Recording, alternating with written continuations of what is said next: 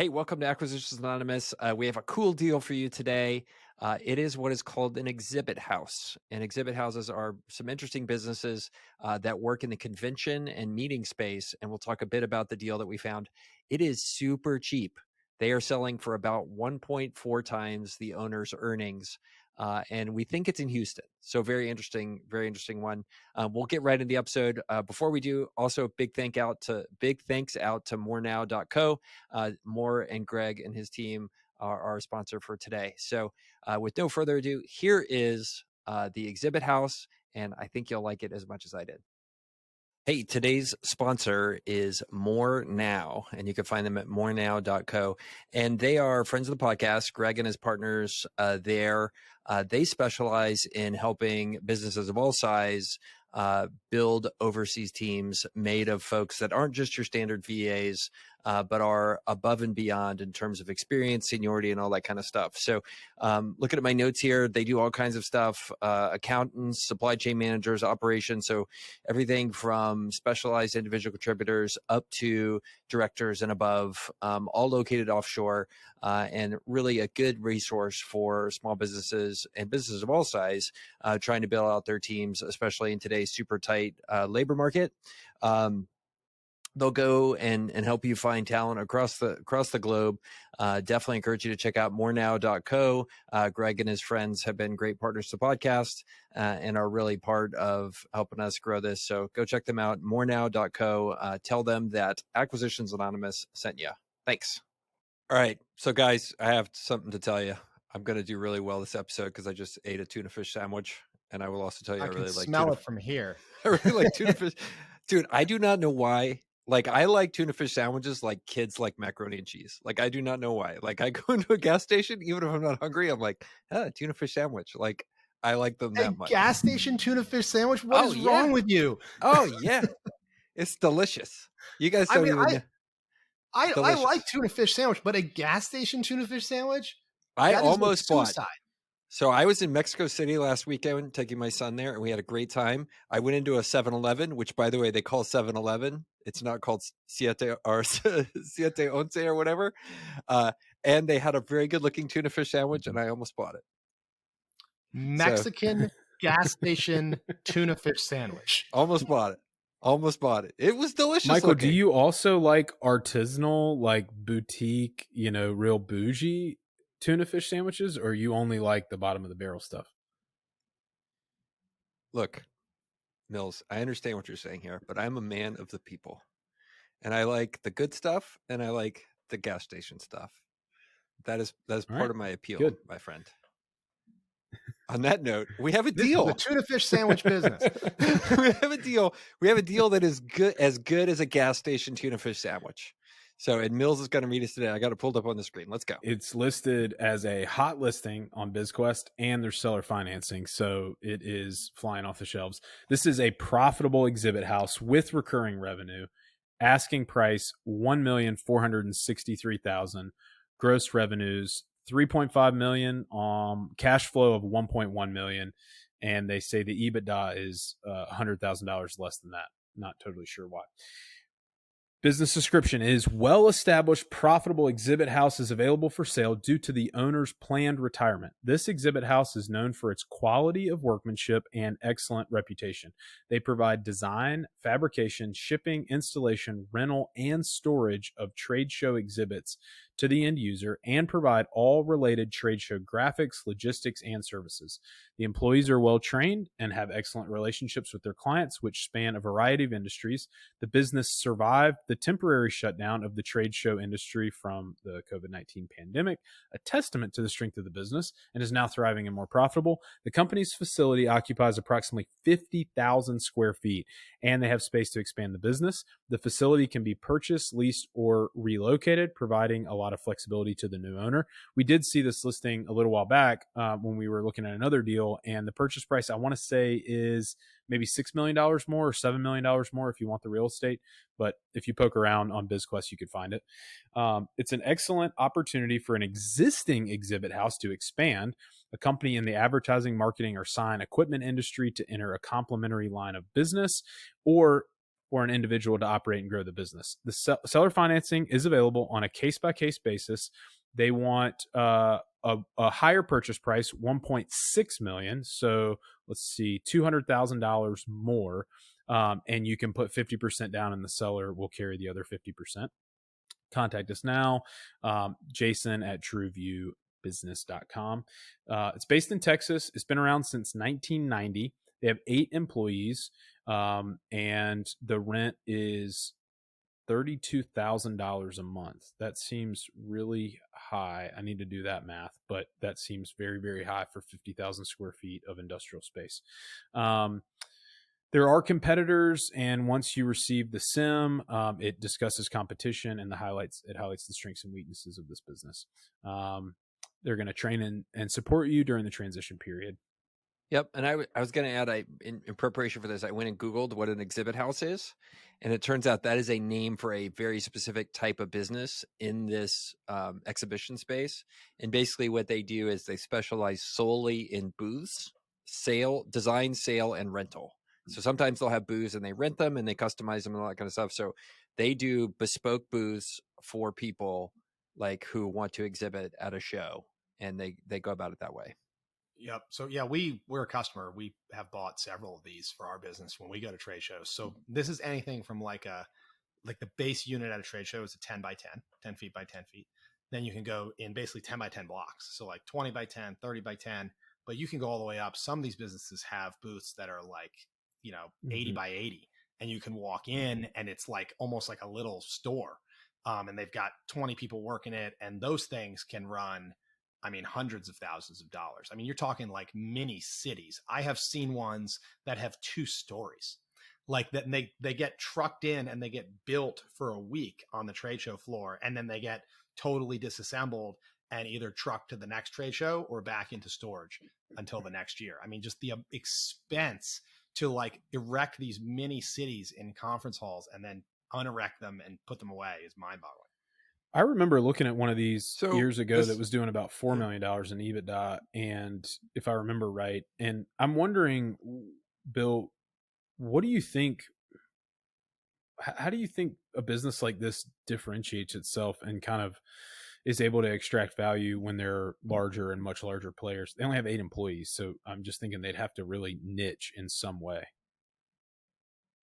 This is a relationship business, period. Like, we found our guys because a friend of mine used them, and they're all, I think you might say, oh, some of them are more creative or like can do, but like ultimately this is a job shop. Like, it's like fiberglass and printed and metal. Like, it's, you're building trade show booths. So there's really hard to differentiate on capability unless you're just like genius level designer. But a lot of times people don't really need that. There's only so many configurations you can have of a trade show booth, so that you probably have like 5 to 10 base designs, which are adaptable. Like the 20 by 10 booth isn't that different than the 30 by 10 booth. You stretch it out a little bit. So once you're kind of there, it's really hard to differentiate on like, I will design you the sickest booth you've ever seen. And it's more about, customer service. One thing that is nice is they will store it for you. So it sounds like this place does storage. So you don't have to ship it back to your warehouse. You ship it back to their warehouse, because a lot of these things are only in use a couple weeks a year, and then they just got to sit. So if your company, and they're big often, like usually they fit in like a crate. Have you ever seen one of those, like practically like put an elephant in it, Yeah. Like it's like a pallet size, or it's like 3 pallets or 4 pallet size, and it goes up like 10 feet. And so they're all designed to kind of compress origami style and fit in a crate. So you get shipped to the trade show, the convention center, unpacked, and then put back in the crate. It's got to go somewhere. So I think this is one of those businesses that I think it's tough to get really, really big, because the industry is really fragmented. I'd be willing to bet there are a handful of companies, and they may be part of some of the kind of event production. There's like these event production companies that kind of tailored themselves to the Global 2000 and then to the soup to nuts. So I bet those big ones end up getting tied into that. I bet you're in more of a red ocean with a guy like this that appears to be going after mostly small, stuff, like not the big Global 2000 type situation. Yeah. Also, like, if you will just plug trade show booths into Google, you're also going to find a ton of guys that it's kind of like semi-custom. like you upload your artwork essentially, and they're Yeah. going to send you the desk, the backdrop and the flooring, right? And the only thing different is what's printed on the backdrop. So there's a ton of these kind of like low end and that can be $1,000 for a 10 by 10. So these guys are kind of one step above that. I would expect they don't do many 10 by 10s. I would think the smallest they would do is like a 10 by 20 or 10 by 30. And it's going to be, we've spent $20,000 or $30,000, on ours to, nice custom made stuff. And it's an investment. Seems like a lot of but work. you're spending 10 grand, you spend 10 grand a week or more, 20, 30 grand a week just for the space that the postage stamp you're going to put it on at the convention hall. It seems like a lot of work for 8 people. Yeah. They might not be doing that many. Maybe. I mean, if they're, Yeah. Cause they have 62,000 square feet of warehouse. That is big. That's like a grocery store, like size of building. And they're paying 32,000 a month in rental, which I think, that's about whatever, 50 cents per square foot. yeah, it's per like month. a little That's over pretty- $7 That's pretty good. per square foot annually. Yeah, so pretty consistent with stuff. And I think this is in Houston. At least the easiest way to tell is the 713 area code from the business broker. That's one of the Houston area codes. So it looks like it's somewhere in Houston, most likely close to the convention center or somewhere down that way. I'd be willing to bet they have a lot of oil and gas customers as well. That'd be something I'd be really interested in, being in Houston. Though the Houston economy is, it could be that with only 8 employees, maybe they're not doing as much custom stuff. Maybe it's more high volume, 10 by 10, send us your artwork. We print it and create it and send it to you. What do you guys think about a business like this that their revenue probably, it maybe didn't go to zero if they're storing these things, but it conceivably went down 75% or something like that during a 2-year period or an 18-month period. Yeah. And seems like that's pretty far in the rearview mirror.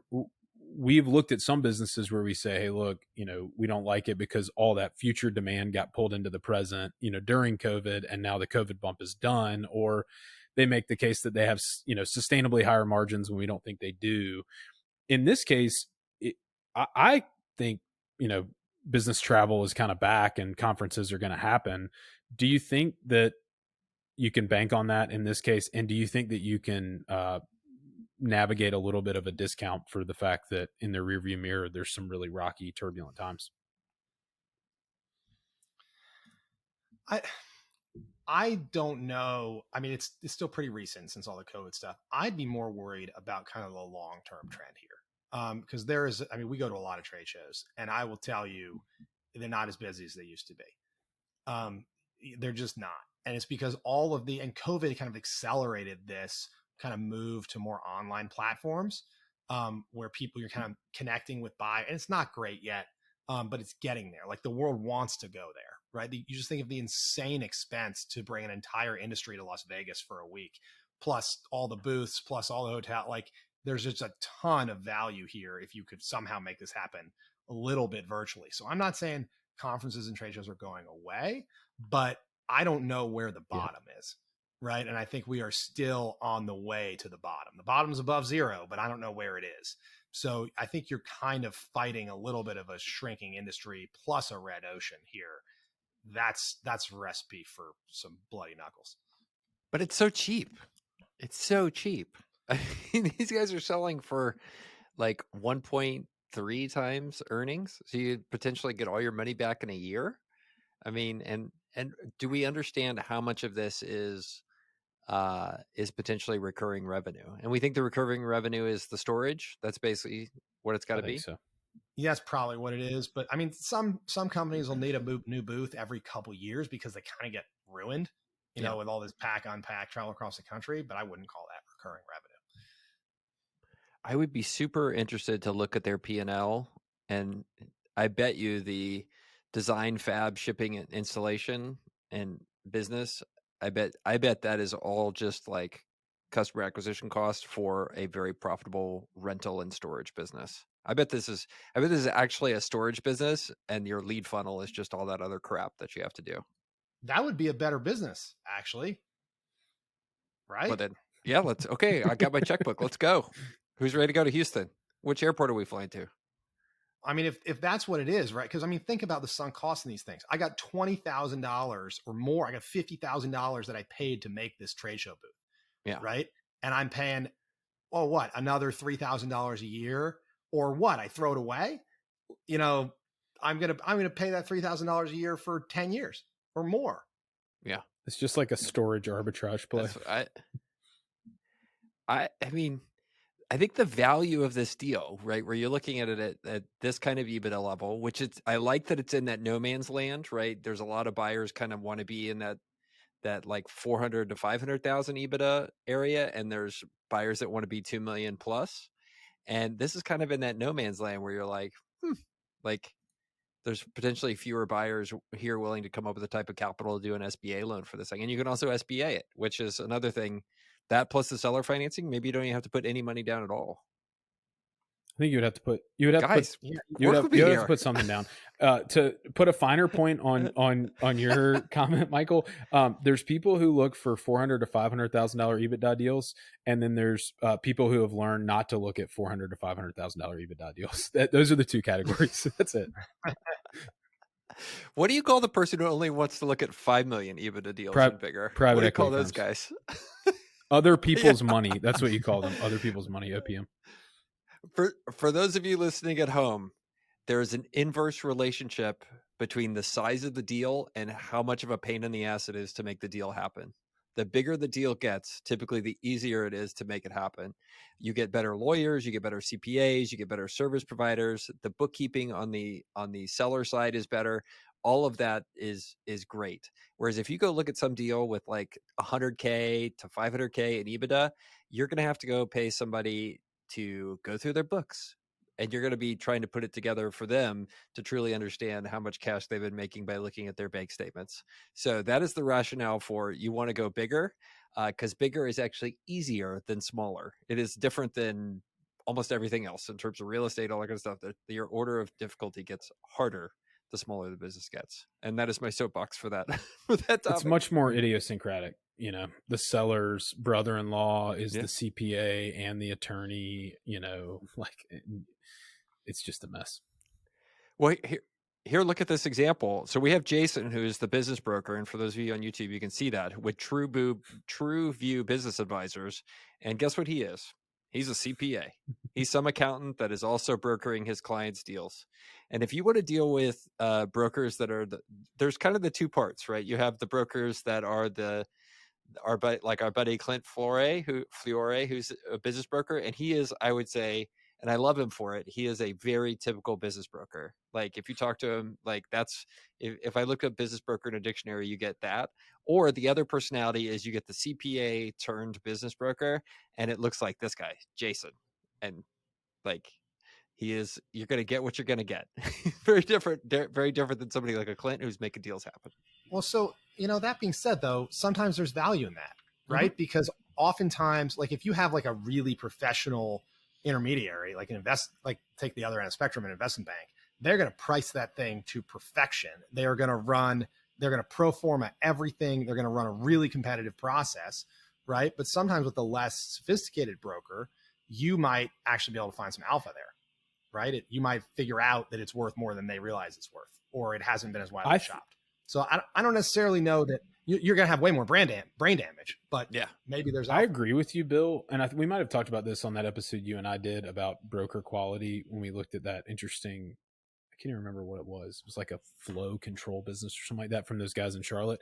But I think everybody believes that thesis, or they latch onto that thesis at some point, and then they go and they do the legwork and they get the brain damage and they're like, it's not worth it.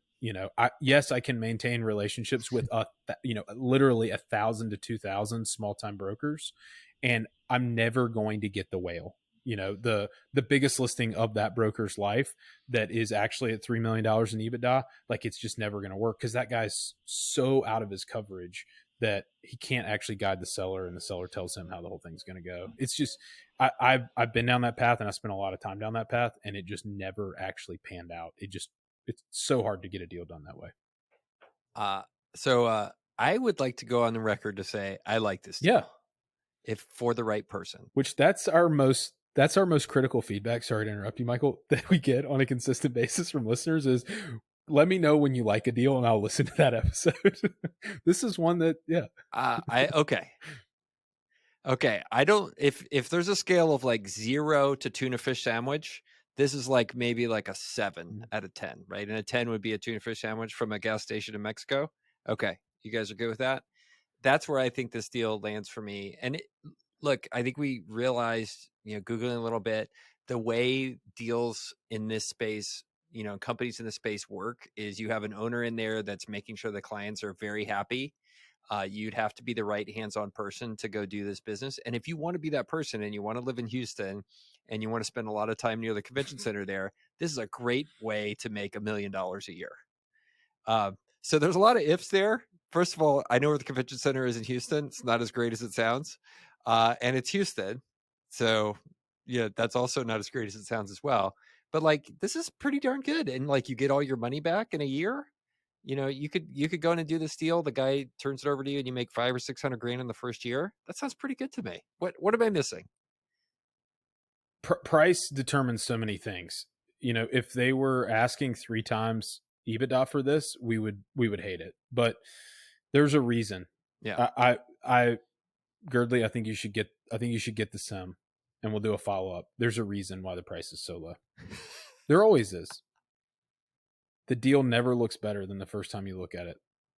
All right, I'll get the sim. I mean, I agree. I like it at face value right now, but there's going to be a reason when we get into there. And I bet you it has something to do with, maybe not customer concentration, but like they only service the oil and gas industry in Houston. And if that one conference decides to like go virtual, like for 2 out of their 4 annual meetings or something, then I don't know, whatever. I'm just speculating. Yeah. Well, and the funny thing is it's not like you're going to be getting Exxon or, any of the big names as your clients in this deal. You're going to be getting Joe's wildcatting services, all and oil field services thing, who have a bad habit of going out of business all the time. Like, I don't know if you've ever done this, but like there's some sites where you can go and pay to get the bankruptcy listings for your state. Have you guys ever done this? It's really fascinating. Okay. So you get the bankruptcy listings for your state, and they correlate obviously with how the economy is doing. So invariably, the economy has been booming for the past few years, and I would get all the Texas listings, and they would all be in Harris County, which is the Houston County. And guess where like 90% of the bankruptcies were during the last couple of years of boom? Oil companies in Houston. Like, it was just a normal course of business. They were like either making 50 million a year or losing 20. Like, those are the 2 options. There's no middle ground. Yep, of course. Boom and bust, baby. Totally. All right. Well, this is a cool one. So this one's on BizQuest. I'll make some time to get the sim. It's an exhibit house for sale. What else do we think? Any other insights here? Bill, you got your checkbook? I think this is a case for get the book, because if this turns out to be an awesome storage arbitrage business, right? And Jason Ward CPA did not present it that way, you might have found a gem. So I don't think this is a case for spending a lot of time on it, but sometimes if you think there could be a gem, just get the book. It's not that hard to sign an NDA. Yeah. The other part of it is, as Mills said, like this potentially could be a value trap, right? Like the value trap people get into is because something's cheap, you think it's therefore like a good opportunity. And cheap is not necessarily correlated with good opportunities. Sometimes you pay up for quality. And this may be just a total Let's look at it. Okay. We'll look at it. All right. Anything more today? Otherwise, we can wrap this one up and we will catch everybody next week.